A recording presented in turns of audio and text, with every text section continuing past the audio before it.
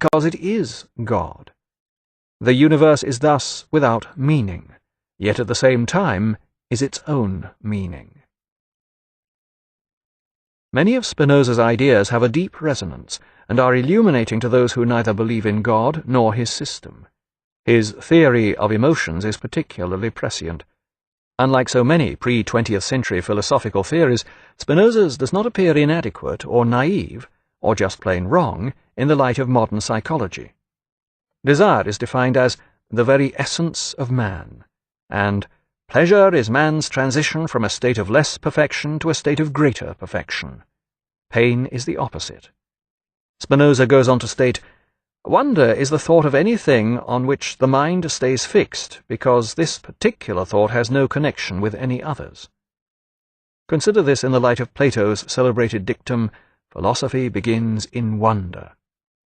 It is not difficult to imagine Spinoza, wrapped in wonder, contemplating his God, who has no connection with any other thing because he is everything. But his definition of love as pleasure accompanied by the idea of an external cause would not seem to accord with his conception of amor intellectualis Dei, the intellectual love of God. In Spinoza's view, and the view of modern psychology, this intellectual love of God would necessarily include an element of self-love, if God and all nature are the same thing, and this element would not have an external cause. Spinoza attempts to defend himself against this charge by maintaining, the mind's intellectual love of God is part of the infinite love by which God loves himself. But this would only seem to confirm the flaw in his argument. Despite such apparent inconsistencies, his theory goes on to prove several profound insights. There is no hope without fear, and no fear without hope. Both confidence and despair arise from the idea of a thing future or past concerning which reason for doubt has been removed. However, this same matter of doubt and error reveals a serious flaw in Spinoza's philosophy. Spinoza himself had no doubts about the truth and certainty of his thought. I do not presume that I have found the best philosophy, but I know that I think the true one. If you ask me how I know this, I shall answer in the same way that you know that the 3 angles of a triangle are equal to 2 right angles. Spinoza viewed doubt and error in a Neoplatonic manner, considering them to be a natural absence or lack in our apprehension of the truth. In other words, doubt and error were in fact unreal, being inadequate or incomplete apprehensions of the truth, which was the only reality. This account is no more adequate than his claim to geometric certainty for his philosophy. And although he could not have known it, in the non-Euclidean geometry of curved surfaces, the 3 angles of a triangle are not invariably equal to 2 right angles. According to Spinoza, the endeavour after self-preservation is the primary and only foundation of virtue. Unfortunately, if self-preservation is primary, how is it possible to account for suicide? Spinoza said that in this case, external and hidden causes may so affect the body as to cause it to put on another nature, contrary to that which it had at first. In other words, suicide is inhuman, and a person is behaving as something other than a human being when he commits suicide. This, like the theory of doubt, is scarcely adequate. But these are minor flaws in a system of great wisdom and insight. Indeed, the subtlety of Spinoza's understanding, and lack of blunders, becomes even more astonishing in light of his insistence on geometry in all circumstances. I regard human actions and desires exactly as if I were dealing with lines, plane surfaces, or solids. In keeping with this approach, Spinoza himself appears to have adopted a somewhat detached attitude toward the world which we lesser human beings inhabit. According to a contemporary, he seemed to live completely within himself, always solitary, as if lost in his thoughts. Indeed, sometimes he would not leave his house for 3 months at a time. Anyone who has experienced a frigid grey Dutch winter, or looked closely at those 17th-century Dutch paintings of ice-bound canals, may not find this so eccentric.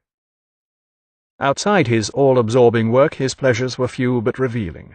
In the words of an early biographer, he would collect spiders and set them to fight with one another, or using a magnifying glass he would find some flies, place them in a spider's web, and study the ensuing struggle with great pleasure, even laughing out loud on occasion. In a letter to a friend, Spinoza declared, "Everyone observes with admiration and delight in animals the very things which he detests and regards with aversion in men." His wisdom concerning human nature appears to have been confined to his philosophy.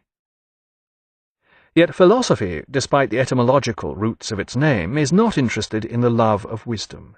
Philosophy is a serious business, and as with any other such, you only stay in business by slaughtering the opposition.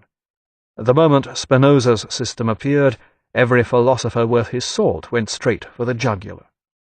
Unfortunately, Spinoza's entire system stands or falls on those initial definitions upon which the whole edifice is constructed. If you disprove Spinoza's definition of substance, that's it. No substance, no universe. So how does Spinoza define substance? Definition. I understand by substance, substantia, that which is in itself and is conceived by itself, that is, whose concept needs the concept of no other thing for it to be formed from. To expect philosophers to agree on even something as basic, though craftily worded, as this, was naive of Spinoza. But worse was to come once the theologians started reading the Ethics. If God is merely the deterministic universe, this denies God's transcendence.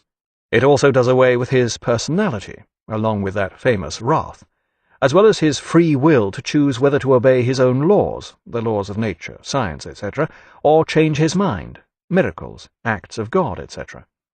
According to Spinoza's conception, we can love God as much as we like, but there's no way he can love us in return. This left a lot of people feeling deeply unloved and facing the prospect of all their holiness going unrewarded. By rendering all things holy, Spinoza was to unleash an unholy row. Fortunately, Spinoza realized this might happen, and his Ethics was published posthumously. During his lifetime it was distributed only clandestinely among his philosophic friends.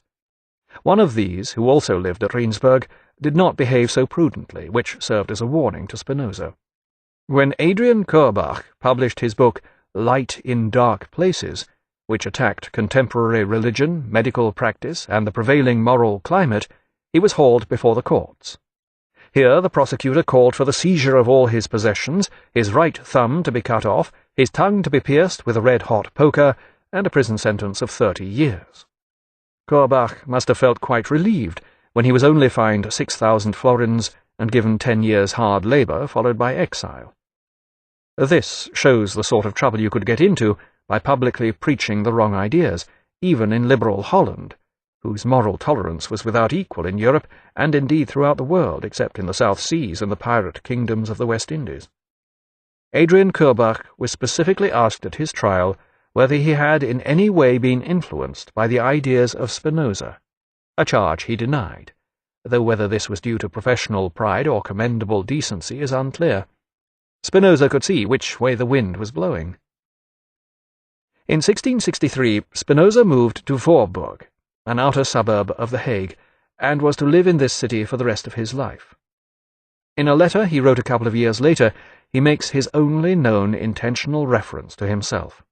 Other references, such as those regarding insect-like human behavior and the woes of jealousy, were not intended as self-revealing remarks. These were philosophy, or the philosopher speaking, from within his detached winter quarters. Writing to a physician friend, Spinoza tells how he has unsuccessfully tried to remedy a fever by bleeding himself, presumably with leeches, the common medical practice of the period. He goes on to say that he is looking forward to receiving a pot of his friend's red rose jam, and that he has also got over an attack of the ague. By dint of good diet, I at last drove it out and sent it packing. Where it has gone I know not, but I am taking care that it shall not come back. Despite this feeble joke, the unique example of this species in all Spinoza's writing, it looks as if Spinoza was rather worried about his health. He appears to have had a rather frail constitution, which was beset by a string of minor ailments, such as would have been the envy of a hypochondriac like Descartes, who had departed 15 years previously for the great medicine chest in the sky. Spinoza lived a very simple life, boarding in a single room. Here he not only slept and wrote, but apparently quite often did his lens-grinding too. It doesn't take much imagination to picture the sheaves of paper and opened books covered in a thin layer of glass dust. And it's possible that here too he had a small latticed window with a view out over the flat fields of potato patches and canals beneath the gloomy grey skies. This might also have provided a useful source of flies for his resident spiders. According to one source, Spinoza often lived all day on a milk sop done with butter and a pot of beer, and on another day he might subsist on gruel done with raisins and butter. According to the same source, he drank only 2 half-pints of wine in a month, which would have constituted heroic abstinence in the Holland of his day, although one suspects that he took even this only to fortify his blood. Spinoza is said to have described his way of life as just making both ends meet, like a snake with its tail in its mouth. Now in his early 30s, Spinoza had lost the arrogance of his youth. This is usually put down to the spiritually beneficial effects of blossoming genius, though in most cases when genius bursts into full exotic bloom, the effect is precisely the opposite. Megalomania and solipsism being the usual occupational hazards of this tantrum-bedevilled state. In fact, Spinoza's loss of arrogance was probably due to the slow but inexorable realization that his great philosophy, to which he had devoted his entire life, could never achieve widespread recognition during his lifetime. All hope of publication gradually faded, a grinding humiliation capable of extinguishing all manner of pride. Even so, Spinoza felt the need to explain himself, to demonstrate to the world, and especially to his religious opponents, that his philosophy was not incompatible with orthodox belief in God. So when he had finished writing the Ethics, he started into a new book called Tractatus Theologico-Politicus, a treatise on theology and politics. Spinoza's Tractatus is an odd work, a blend of political theory and biblical commentary. He told his friends he was trying to prepare the way for the eventual publication of the Ethics by demonstrating that the liberty to philosophize is compatible with devout piety and with the peace of the state. Spinoza was perhaps the greatest of all philosophical rationalists, but at this point it's difficult to be persuaded that he was arguing rationally. His impersonal pantheistic God bears no relation to the Jehovah of the Bible, and his theory that when we harm others we harm ourselves, squared with neither contemporary religious attitudes toward heretics and unbelievers, nor contemporary political and moral attitudes toward almost anyone.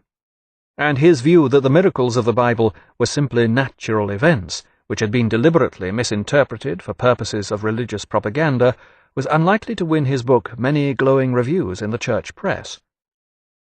Be this as it may, Spinoza has some interesting and surprisingly modern things to say about political theory. His thinking was in many ways a response to the English philosopher Thomas Hobbes, whose pioneering work Leviathan had been published in 1651, less than 20 years earlier. In Leviathan, Hobbes had put forward the pessimistic view that, without government, the life of man is solitary, poor, nasty, brutish, and short. Human beings had found this state of nature unbearable and had congregated in governed societies to overcome it. Any form of government was better than none, and thus we should obey whoever is in charge. Spinoza took a more benevolent view of humanity, and his political theory was essentially liberal. Instead of supporting the state at all costs, he believed that the state, or its sovereign, justifies its power only by guaranteeing the security of its citizens and allowing individuals to develop their minds and use their reason without restraint. The state was there only to protect the individual, who must be allowed to pursue his own ends. In Spinoza's rather optimistic view, this involved mastering the passions and using reason to gain a deeper understanding of oneself and the world.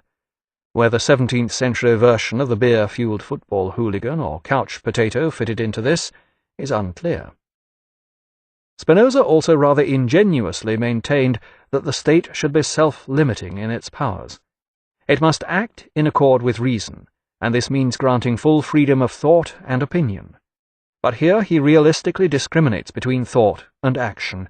We must be allowed the freedom to think what we like, but our actions may be constrained by the state. and by actions he here includes public expressions of thought in any way likely to rouse the mob. Spinoza's political theory very much reflects his own situation in Holland. Here there was tolerant government and freedom of thought, within limits. Spinoza's thoughts often went beyond these limits,